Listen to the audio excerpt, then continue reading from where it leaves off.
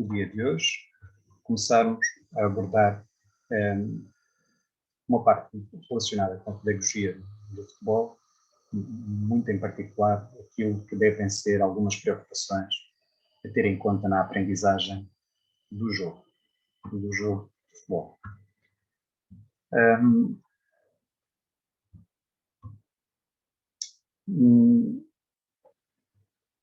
Quando falamos de futebol, vamos vendo isso ainda frequentemente. Há muito a tendência para considerar os jogadores como cumpridores de orientações ou de ordens que os treinadores têm de dar. Vemos frequentemente os treinadores a dar indicações aos jogadores, as próprias leis de jogo possibilitam esta intervenção do treinador dentro da área técnica para o jogo, sendo mesmo o único elemento naquela zona que pode estar de pé e pode intervir, dar indicações para dentro do campo. Vamos assistindo aqui a um conjunto digamos assim, de procedimentos e de formas de estar no futebol que, de alguma maneira, por vezes nos fazem entender que, efetivamente, os jogadores devem limitar-se a cumprir aquilo que os treinadores mandam fazer. Ora, quando nós falamos de pedagogia, temos de uma maneira muito simples e procurando até simplificar demasiado esta questão, mas temos aqui duas grandes opções. No fundo, escolher entre dar o peixe, ou seja, dizer aos jogadores exatamente o que fazer, como fazer e quando fazer, ou, por outro lado, o ensinar a pescar. Isto é, dar um conjunto de ferramentas aos jogadores que lhes permitam, entendendo os problemas que o jogo lhes coloca, encontrar as melhores respostas de uma forma autónoma para esses mesmos problemas e conseguir operacionalizar essas respostas sem estarem tão dependentes de alguém que toma decisões ou que lhe dá indicações sobre o que fazer e como fazer. Esta é uma questão que não é pacífica, porque naturalmente ambas as perspectivas têm vantagens e desvantagens. Há momentos onde efetivamente é muito mais eficiente dizermos ao jogador o que é que ele tem de fazer para resolver o problema, mas há outros momentos em que, se o jogador tiver essa capacidade de entender o que está a acontecer no jogo e conseguir autonomamente resolver esses problemas, poderá ter maiores condições de sucesso. Não podemos também negligenciar os efeitos a médio e a longo prazo destas duas abordagens. Por um lado, quando damos as respostas imediatas aos jogadores, de alguma maneira acabamos por levá-los a ficarem dependentes de alguém que vai aparecer para os ajudar a solucionar os problemas, o que a médio e longo prazo cria eventualmente alguma dependência ou alguma necessidade de auxílio para a compreensão do jogo e resolução de problemas. Por outro lado, na outra perspectiva em que procuramos tornar os jogadores mais autónomos, a médio e longo prazo é expectável que esta autonomia permita ao jogador ter uma maior capacidade de, não dependendo de outros, conseguir encontrar as soluções para os problemas que vai encontrar no jogo. Creio que esta segunda possibilidade é mais interessante do que a primeira, apesar de reconhecer que ambas têm vantagens e desvantagens. Ora, quando falamos nestas questões pedagógicas, e de facto elas são muito relevantes para aquilo que é ou que deve ser a aprendizagem do jogo, a aprendizagem do futebol. Precisamos aqui também de fazer, creio eu, alguma mudança. Porque, de facto, o aprender e o ensinar são coisas diferentes. Ensinar implica transmitir conhecimento, enquanto que aprender implica modificar um comportamento.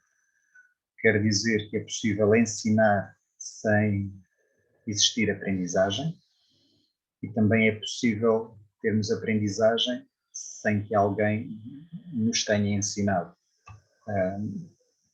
Há mesmo até quem diga que não se ensina, que apenas se pode ajudar a aprender. Ou seja, que o papel do treinador ou do professor, mais do que ensinar, deve passar por ajudar a aprender, auxiliar numa modificação de comportamento. Ambos os processos são complexos, envolvem fatores que são condicionantes, que são condicionadores, que são facilitadores e que têm vantagens e desvantagens, como dizíamos anteriormente. Vamos olhar para cada um destes processos para tentar aprofundá-los um pouco mais. Quando falamos de ensinar, falamos essencialmente desta visão associada à transmissão de conhecimentos, uma avaliação da capacidade de reprodução dos alunos. Isto é, o professor ou o treinador transmite conhecimentos e utiliza como ferramenta para controlar se os alunos adquiriram esses conhecimentos, a capacidade que os alunos ou que os jogadores têm para reproduzir esses mesmos conhecimentos. Quanto maior for esta capacidade de reprodução do conhecimento, maior será, julga-se, o sucesso do ensino. Nesta perspectiva da transmissão de conhecimentos, o essencial é memorizar, no fundo, conseguir recordar, memorizar um conjunto de expressões, um conjunto de ações, e o enriquecimento do conhecimento faz pelo aumento do número de expressões dominadas, ou seja, quanto maior a nossa capacidade de memorização, quanto maior a nossa capacidade de nos recordarmos de expressões ou de ações, maior será a nossa capacidade de conhecimento. Quer isto dizer que, nesta perspectiva, é importante memorizar muitas formas de como se faz, para depois poder selecionar as mais favoráveis e repetir muitas vezes para sermos mais fortes e mais rápidos. No fundo, há aqui uma noção de automatização do gesto que, por ter sido feito muitas vezes, poderá ajudar a resolver os problemas que venham a acontecer. Uma grande dificuldade é que, de facto, existem muitas formas de poder fazer e, ao procurar repetir muitas vezes essas diferentes formas, porque elas são bastantes, são até às vezes muito variadas, pode de alguma maneira dificultar aqui esta capacidade de repetição, porque implica repetir um conjunto de ações que são ou que podem ser muito diversas. Se nós falarmos de desportos individuais, estas possibilidades de ação estão muito mais reduzidas do que no caso de desportos coletivos, e muito em particular no futebol, porque a ação dos jogadores vai depender não só das possibilidades que os colegas de equipa lhe permitem, mas também os adversários, o que quer dizer que o procurar repetir, memorizar diversas formas de resolver problemas fará com que nunca se consigam treinar todas as possibilidades, porque existe sempre algo que, durante o próprio jogo, e dependendo das possibilidades que os adversários e os players da equipa permitam, pode levar a uma necessidade de encontrar uma forma diferente de resolver o problema. Quer dizer que esta automatização do gesto pode ter vantagens quando nós estamos em contextos relativamente fechados e definidos, onde sabemos a priori o que fazer. Quando passamos para uma modalidade como o futebol, em que não está previamente definido o que vai ter de ser feito. Então aqui esta automatização pode criar alguns problemas. Por outro lado, esta forma como se faz, a maneira de resolver o problema, é algo que, em regra, pode ser transmitida pelo treinador, e o desportista será essencialmente um receptor ou adaptador daquilo que lhe é prescrito. Ou seja, o treinador diz como é que se faz e o aluno, o desportista, tem de entender o que é pedido e obedecer àquilo que é pedido. Assim, por maior que seja o repositório, a capacidade de armazenamento e memorização, o número de respostas é sempre limitado, há alguns casos, ainda que possam ser muitos, dependendo da capacidade de memorização, pelo que a competência será essencialmente reprodutora, ou seja, o jogador limita-se a fazer aquilo que foi treinado, a responder da forma que foi ensinado perante determinado tipo de problemas. Ora, quando nós passamos para uma outra perspectiva, para a perspectiva da aprendizagem, passamos a ter outro tipo de preocupações. Passamos a incidir no domínio de metodologias e de instrumentos. A seleção e utilização de conhecimento passa a ter um peso muito relevante e, efetivamente, temos aqui uma possibilidade de individualizar, de personalizar os meios que utilizamos para procurar ajudar cada desportista a alcançar os melhores resultados possível. O essencial nesta perspectiva é aprender a interpretar os sinais, percebendo as intencionalidades, ou seja, a recolha de informação é essencial e o tratamento dessa informação é decisivo. Quer dizer que o enriquecimento do conhecimento faz pela capacidade de o generalizar e ser capaz de adaptar a novas situações. Quer isto dizer que reconhecemos que as possibilidades de ação são praticamente ilimitadas e que o que determina a possibilidade de sucesso ou insucesso do jogador é a capacidade que ele tem de entender os problemas que a situação lhe coloca e, através do conhecimento prévio que tem, conseguir adaptar-se, conseguir encontrar uma resposta que lhe permite resolver o problema com o qual se depara. Quer isto dizer que é importante, então, este ajustamento da resposta à especificidade do problema, fazendo com que, no fundo, o treino assente na otimização que podemos fazer ou não das respostas a dar ao problema e não apenas na forma de executar. Ou seja, mais do que aqui nos centrarmos nas saídas motoras, na realização dos gestos, é importante neste processo as entradas sensoriais e o tratamento central, porque no fundo são elas que irão permitir o ajustamento das respostas face aos problemas que os jogadores encontram. Assim, em vez de memorizarmos soluções, em vez de decorarmos a forma de resolver um problema, devemos procurar montar estratégias, utilizando princípios que permitem a compreensão da funcionalidade do fenómeno em causa. Quer dizer que o privilégio será a consciência e a percepção do que se está a fazer. O que está em causa, no fundo, é a transformação da pessoa, para ela, efetivamente, poder ter uma capacidade de autonomia que lhe permita conhecer o fenómeno e encontrar a melhor forma de resolver os problemas que esse fenómeno está a colocar.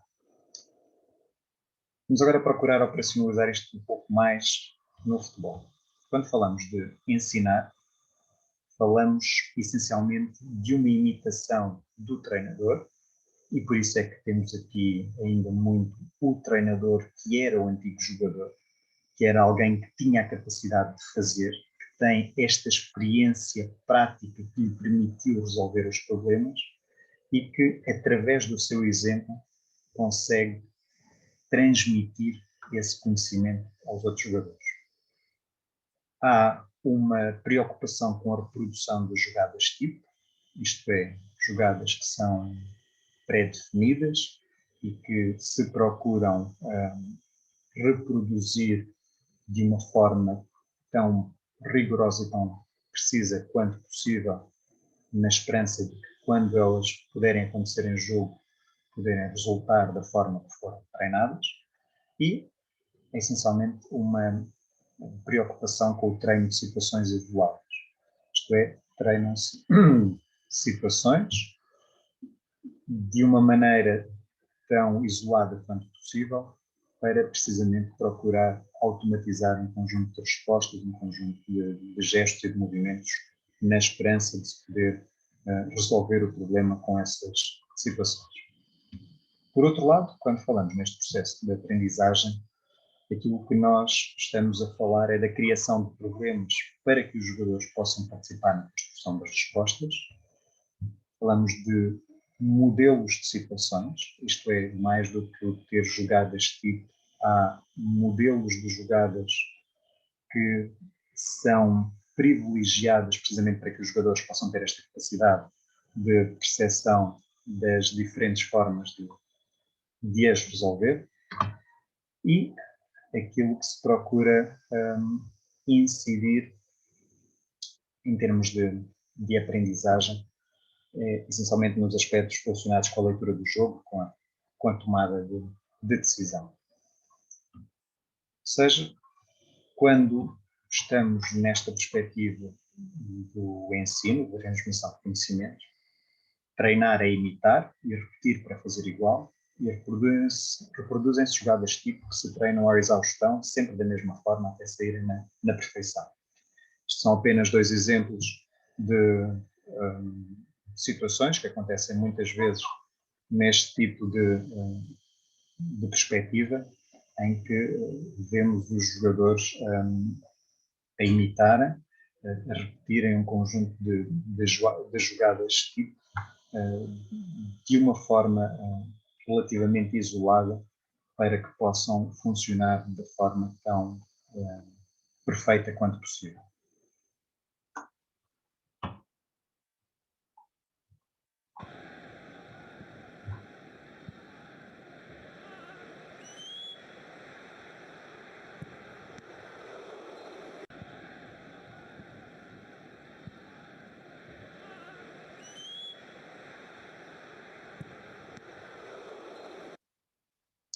Por outro lado, quando falamos do domínio de metodologias e instrumentos, quando falamos na parte da aprendizagem, assumimos que jogar é adaptar-se à situação e que as situações são sempre diferentes.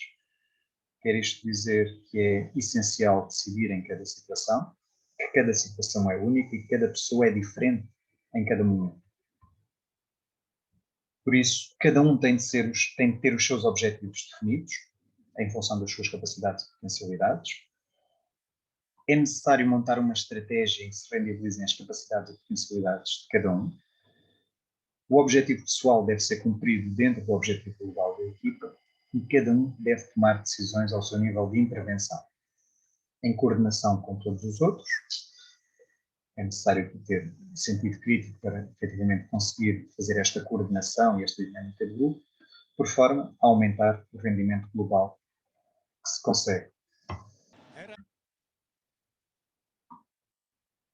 Quer isto dizer que, hoje em dia, precisamos de facto de um processo pedagógico em que o treino seja adaptado à pessoa, e não apenas um mero despejar do que o treinador tem armazém, do que o treinador sabe, do que o treinador viveu enquanto antigo jogador. Isto porque a pedagogia é um processo de relação entre o orientador e o orientado, entre o professor e o aluno, entre o treinador e o jogador. É um processo dialético e não uma mera transmissão de um passado às novas gerações, mas uma permanente construção de um mundo em resposta aos desafios. Se alguém quer comentar, questionar sobre aquilo que vamos ver, aquilo que falámos até aqui. uma dúvida, alguma questão que queiram partilhar?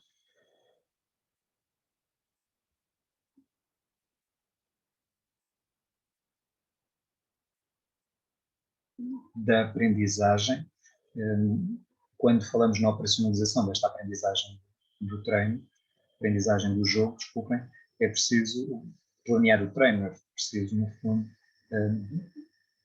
estruturar, organizar o trabalho que vamos realizar para que as aprendizagens se possam dar, para que os comportamentos dos jogadores possam ser modificados. E, de facto, há sempre aqui uma diferença entre aquilo que nós planeamos e aquilo que efetivamente acontece. Dificilmente vamos ter um plano de treino que, na sua implementação, vai correr exatamente como nós planeamos, como nós gostaríamos que acontecesse. Vão aparecer sempre imprevistos, os jogadores vão sempre reagir ou comportar-se de maneira distinta daquela que nós antecipámos, daquela que nós gostaríamos que acontecesse, mas isso não quer dizer que nós tenhamos de abdicar do que planeámos ou que tenhamos de abdicar dos objetivos que tínhamos traçado. Quer dizer é que devemos ter esta capacidade de adaptação, de procurar entender porque é que está a acontecer algo que não tínhamos previsto, algo de diferente daquilo que tínhamos planeado, para poder intervir da forma mais ajustada possível e reajustar o que for necessário reajustar.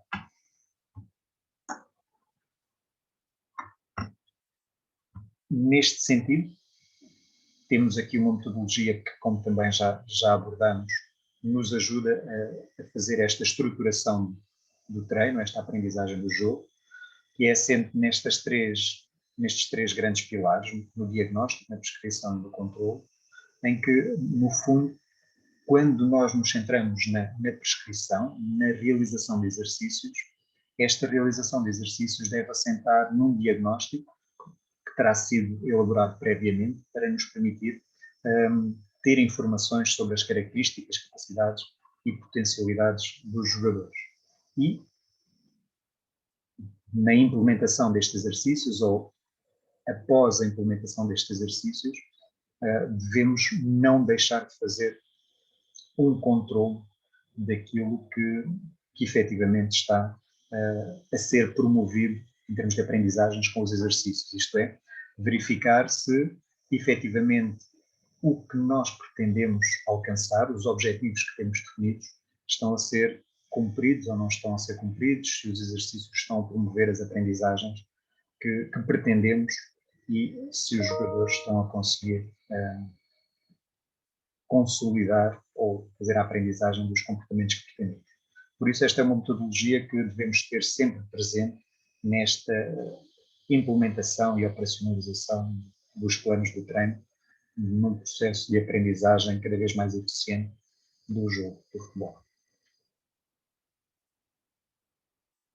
Neste sentido, uma das primeiras perguntas que temos de colocar quando queremos planear, quando queremos estruturar a nossa intervenção, tem de ser precisamente esta. O que é que nós queremos de cada um dos jogadores? Que objetivos é que temos para cada um deles? Estes objetivos são essenciais. Temos de partir sempre daqui, dos objetivos que queremos alcançar, dos comportamentos que pretendemos transformar nos jogadores, para identificar os conteúdos que precisam de ser trabalhados, os exercícios que devem proporcionar essas aprendizagens e eventuais condicionantes que os exercícios possam ter para poderem ser ajustados aos jogadores, às pessoas que temos para treinar.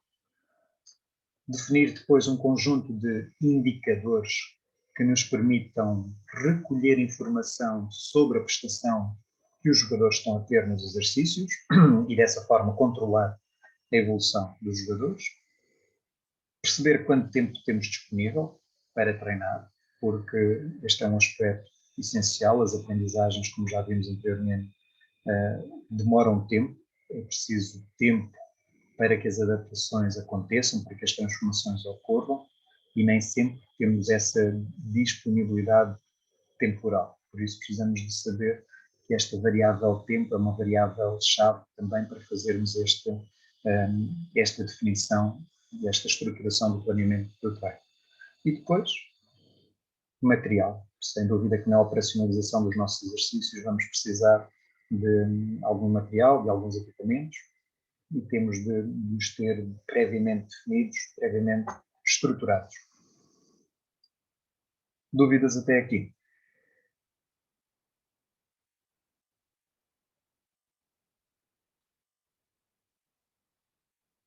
Não? Ok. Então aquilo que eu vos vou propor, e irei depois colocar esta apresentação no Moodle, é que vocês possam individualmente preparar um exercício sobre uma das seguintes situações, que serão as situações que irão ser utilizadas como referência para o terceiro momento de avaliação. Situações de bola parada, podemos falar de um canto, ofensivo ou defensivo, livre direto ou indireto, também ofensivo ou defensivo, lançamentos de linha lateral, ofensivos e defensivos, grande penalidade, ofensiva e defensiva. Temos, por outro lado, tecnologias, como o remate e a defesa, a finta e o corte, passe e interseção, condução de bola ou roubo de bola.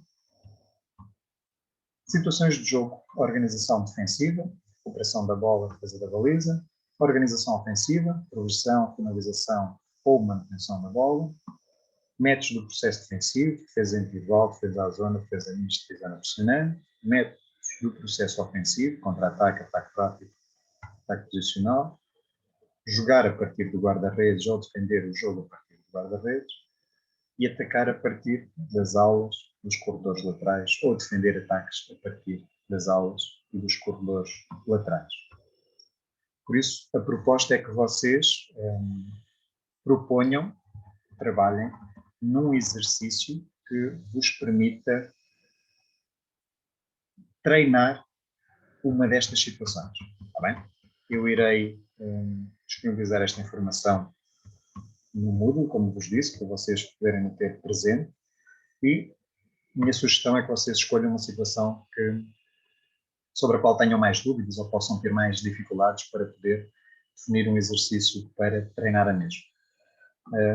E na próxima aula, tendo alguma dúvida, alguma dificuldade, esclarecemos.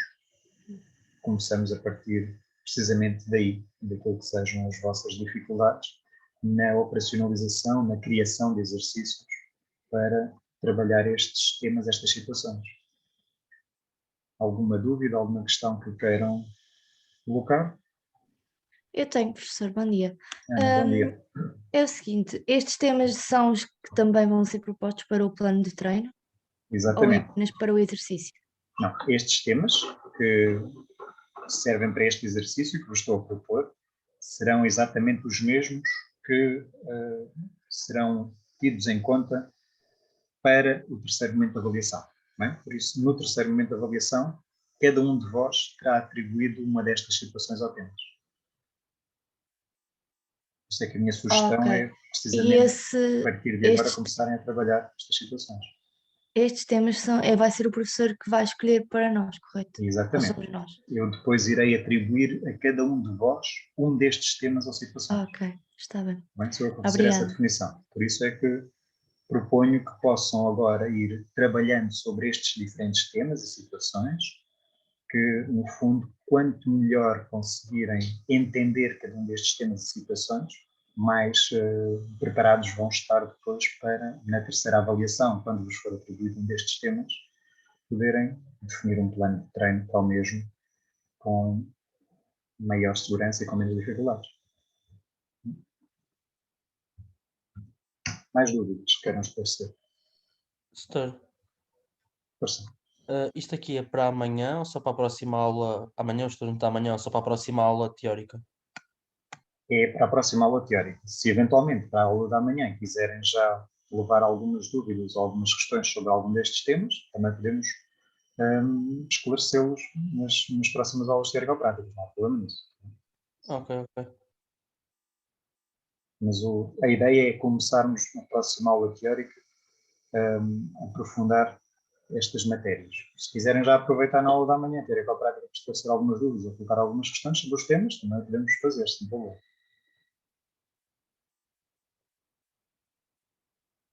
Mais alguma dúvida, alguma questão que